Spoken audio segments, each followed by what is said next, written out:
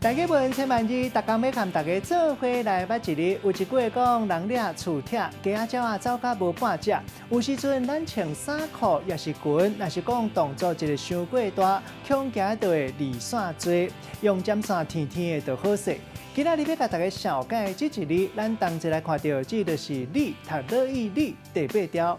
读李这是读白音，李就是破气的意思，像讲裤底李甲正大空，又是破甲只大空。另外，李嘛当算是破空的单位，像讲李一李、李两李，又是破一空、破两空。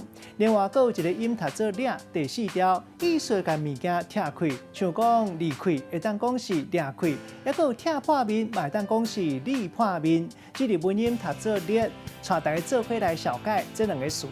头一个读做离线做，嘛有人读做离线做，意思是讲衫裤或者是裙，天的所在已经小可裂开、裂开。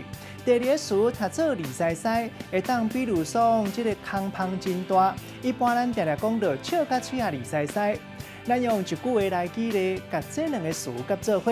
譬如讲，小丑啊，伫咧台顶表演魔术，一个无细哩出来苦落，裤当场离线做。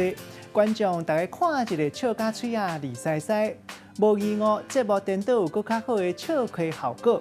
今仔日小解这一日读做掠，这是白音；另外一个音读做李，也有文音读做列，提供给观众朋友来参考。